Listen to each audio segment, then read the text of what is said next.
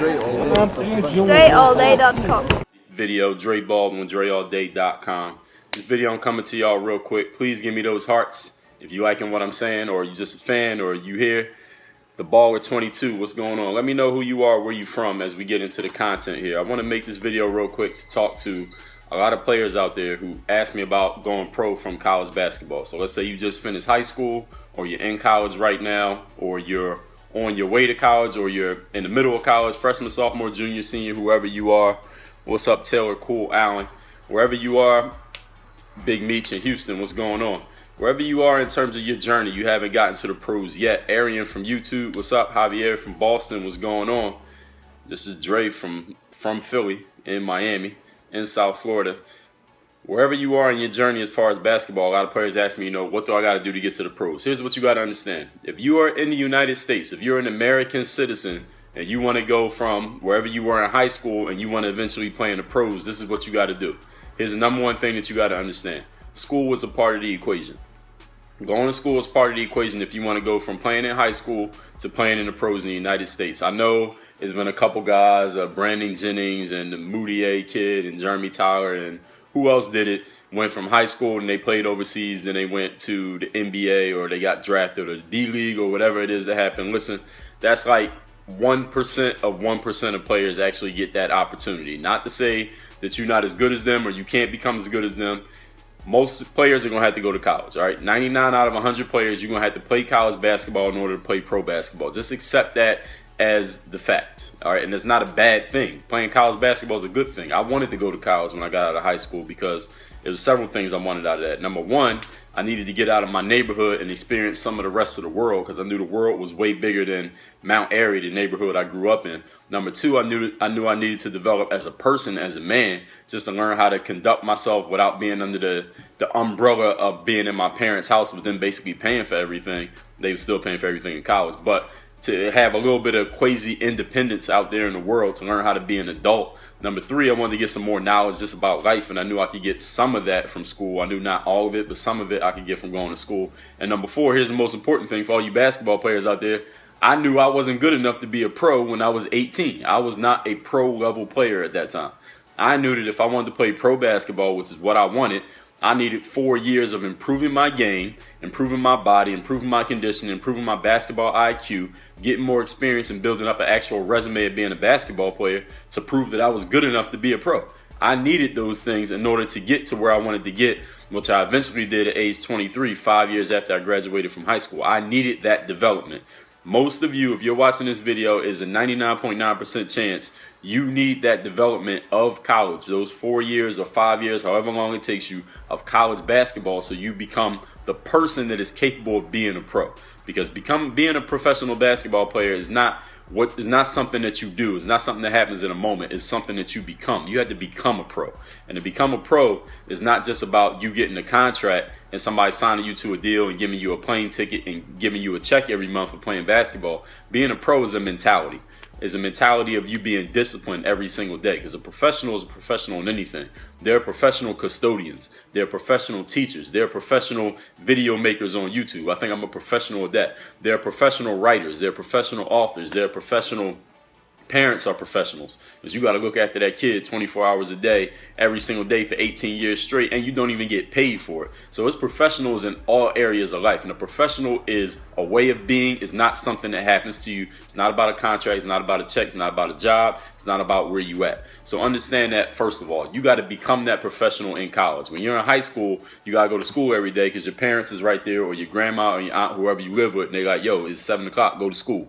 When you're in college, nobody's making you go to class. So if you don't want to, you don't have to. You got to develop the discipline of doing it even when nobody's making you do it, because guess what? That's the exact same discipline you're going to need when you're in the pros. When you got to go work on your game in the off season and there's no coach looking over you saying, hey, you better be in shape by the time the season starts. Because if you show up and you're not in shape when the season starts, guess what? They're going to fly you right back home. You're going to get a coach class ticket right back to where you came from within 48 hours of getting there. Trust me, I've seen it happen. So don't think that your talent is going to win out. It's all about discipline when you play pro basketball. Second thing is that you have to work when nobody's watching, and you got to work. You're the one watching. That's the thing. You got to be the boss of your own organization. That's something I was talking about yesterday on Periscope. And this video is also going to go up on YouTube. And here's the other thing what you want to get from where you are, let's say a college basketball player or soon to be college or college hopeful player to the pros, you got to develop skills. You have to develop skills. The skills that got you through high school, I don't care if you average 25 in high school, are not the same skills that are going to make it happen for you in college, and not the same skills that's going to make it happen for you in the pros. Understand that coming out of high school basketball, I don't know if y'all seen that little statistic, the graphic about the percentage of players that go from high school to college to the pros. 3% of high school basketball players play in college, which means the top 3 out of every 100 high school basketball players are the ones playing college basketball, which means the skill level of college players by definition is higher than the high school players because they're the cream of the cream. They're the top players from high school are the ones who end up playing college basketball. So the skill level is much higher. So imagine the best player on your high school team, whether it be you or somebody else. Imagine the best players from every team in your city all being on one team. And you got to make that team. That's a college basketball team. That's a rough example, but understand what I'm saying. And as far as the pros, 1% of college players, actually less than 1% of college players play in the pros. And when I say the pros, I'm talking about NBA, D-League, overseas, all put together.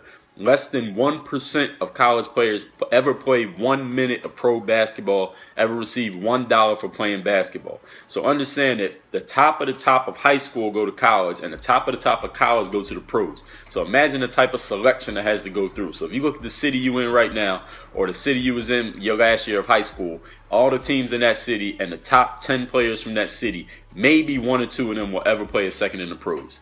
Yes, as good as they were to you, as many points as they scored, as many highlights as they had, as many scholarship offers and great things that you saw them do on the court, maybe 1 or 2 of them will play in the pros.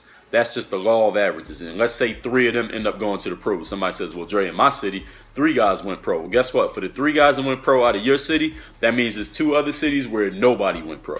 So that's the numbers game. You got to understand, and there's a whole lot of players trying to do the exact same thing that you're doing. This is not to discourage you, but to impress upon you that it's going to take a whole lot of work. It's going to take a whole lot of discipline. It's going to take a whole lot of game. It's going to take a whole lot of game for you to actually make it to that level. You got to have some actual skills, which means you got to work on your game, whatever position you play, work on the skills you want for your game, whether that be your handle, your shot, your rebound, your strength, your conditioning, your basketball IQ, getting experience, proving that you can actually play. Because a pro team's going to look at your resume. Your resume when you play basketball is your video. The video of what you've done along with your stats depending on the level that you played at. You got to be able to show people that to say, hey, I can play because look what I did where I was last at. There's a thing I actually heard Puff Daddy Diddy say one time. He said when he first got started, when he was an intern in the music business, he knew that even though he was an intern and his goal was to be like, I want to own this big company and be the man, he saw that in his head, but he knew, like, listen, I haven't done anything yet. So when they give me this little job as an intern, like, yo, take these papers to the office 3 blocks down the street and come back and get them signed and come back, he knew that if he didn't do good on the little job, he would never get an opportunity to do good on the big job. So that's the exact same thing with y'all. The little job for you right now is college. If you can't do your thing in college and do it the right way, nobody's going to give you an opportunity to do the big job. You got to do the little job first and then do the big job. And here's the other most important thing. I was just talking to a college player earlier today. Here's the thing. School is part of the equation. I don't care how much you don't like school. I don't care if you know that basketball is going to be your future for the next 30 years.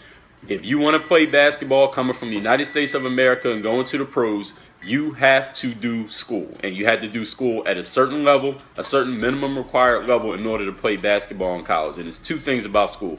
Number 1 is part of the equation, kind of like owning the business. If you owned a McDonald's business, you were the owner of that franchise. You paid $2.2 million. You went to Hamburger University for 6 months, and Hamburger University actually is a real place. You went to Hamburger University for 6 months because that's a requirement of every McDonald's franchisee owner. When you start owning that business, guess what? There's some days you're going to have to go in there, get on your hands and knees and clean the toilets in your bathrooms, in your McDonald's. It's not a glamorous job. It's not something you really want to be doing, but guess what? You own that business. And if that business goes under, guess who's losing $2.2 million? Not the employees, not the customers, you. So you got to take care of your business. So when you play college basketball, guess what one of your businesses is? That cleaning the toilets means get up and go to class at 7 in the morning on Mondays. Or get up and go to class at 9 a.m. on Friday when you was out partying all Thursday. You got to go to class and make sure you have the grades to make you eligible. You would not believe if I told you how many basketball players I've come across in my life who had way more talent than me, more game than I had, who never got their opportunity in the pros, not because they couldn't play, but because they didn't take care of their business off the court, which meant going to class and getting the grades necessary to make them eligible, so they never got a chance to actually get on the court and play. And they didn't get their chance, even though they had way more game than guys who ended up playing in the pros. It's because they didn't take care of their business. It's like if you own a McDonald's and you never clean the bathrooms, and a secret shopper comes into the McDonald's and they see how dirty your bathrooms is, then they get the Board of Health to shut down your McDonald's. And you was doing everything else right, but the Board of Health shut it down because your bathroom wasn't clean. That's the exact same thing that happens to basketball players. They did everything right, but they didn't clean the bathrooms. They didn't do the dirty work. They didn't go to class, didn't have the right grades, and they blew their entire opportunity for life in basketball because they never got a chance to play in college. They couldn't show anything to the guys in the pros. They never got their opportunity, and that was that. So you don't want that to happen to you. And the second thing is, when it comes to going to school for basketball players, understand this. When your basketball career ends, I don't care if it ends at age 25, 35, or 45, you still got another 20, 30, 40, or 50 years to live in your life. How are you going to contribute to society? Don't say, oh, I'm just going to make so much money that I can just count my money every single day. That's not going to happen. And I'll tell you why. Even if you make, let's just say you make $100 million. You retire from basketball, you got $100 million in your account. Understand that if you're making $100 million, you probably have a very expensive lifestyle. And if you got that lifestyle, you need to maintain that lifestyle. And to maintain that lifestyle, you need money coming in. You can't just be taken out of a pot of money that's not growing, because you got to keep money coming in, or you had to downsize your lifestyle significantly from when you were playing to when you're not. And let's just say you had that money. Again, you need to have something generating money for you. And I hopefully all y'all understand that. And that's something that you'll learn about kind of in college. You want to learn how to manage your money, or at least meet some people who learn how to manage money, and you can hire them. But guess what? You can't hire somebody if you ain't got no money coming in, because all your funds just going to be dwindling down to zero. I'm sure y'all seen that ESPN 30 for 30 has heard the stories about athletes who go broke after their careers are over, even though they made so much money. The reason is their lifestyle is at a certain level, and they try to maintain that lifestyle when they're no longer playing. And the other thing is, when athletes finish playing, they have no plan. They don't know at all what they're going to do next. And when you play a sport, when's your career going to be over? You don't know. You play football, basketball, you know, one injury, one wrong step, one split second of something bad happening, one split second of bad luck could end your entire career. And you don't know when that's going to be. So you got to make sure you have some way of contributing to society outside of playing your sport, so that when it's over, you can hit the ground running and keep doing your thing. Whether that means starting a business on the side, getting into investments, developing some skills, going back to school, finishing your degree, applying your degree in some way, shape, or form in the off season, so that you have some way of generating income even when your career is over, because it's not going to be just sports for the rest of your life. Again, I could tell you so many guys that thought basketball, football, baseball, track, whatever was going to be their meal ticket to making money. Either they made money or they didn't. But understand, when you're done playing your sport, you're only halfway through your life. What are you going to do for the rest of your life? You can't just retire and say, you know what, I'm going to just go to the beach every day for the rest of my life. Because you know what happens to people who have nothing to do? They have no reason to get up out of bed. Eventually their heart says, you know what, we don't have no reason to get up, and their heart stops working. They die.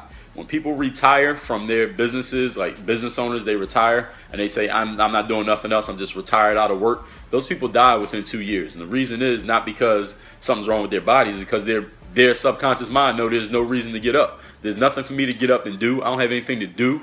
Their body just gives up, and that's all there is. If any of y'all got questions, leave a question here, because I'm going to wrap this up pretty soon. But overall, understand, if you want to go from where you are, high school or college, amateur level sports, into professional sports, number one, school is a part of the equation in the United States. Number two, make sure you're going to school, because you're going to need some skills for the rest of your life when the sport is over. And number three, when I said school is part of the equation, understand that you got to clean the bathroom sometimes when you own a business. That's part of it. You got to get on your hands and knees and scrub them toilets, even though you don't want to, because one bad review of that toilet could cost you your entire business. And the other thing is, you need game. You got to have game. If you just got out of high school, you graduated from high school earlier this year, guess what? You ain't no pro yet. All right, you need to become a pro by working on your game and developing some skills. So any of y'all got questions, leave them down here. We're going to wrap this up within the next 10 seconds if I don't see a question. So counting down from 10. This is Dre Baldwin, DreAllDay.com. Hopefully this has been useful advice for all y'all out there. Make sure you go share this Periscope with your friends, anybody who wasn't here and didn't see this as I was doing it. Work on your fucking game. DreAllDay.com. Thanks for checking out this video. Make sure you follow all my top content up here. Follow me on all your favorite social networks right over here. And make sure you are subscribed to catch all the new content I put on this channel every single day. Work on your game.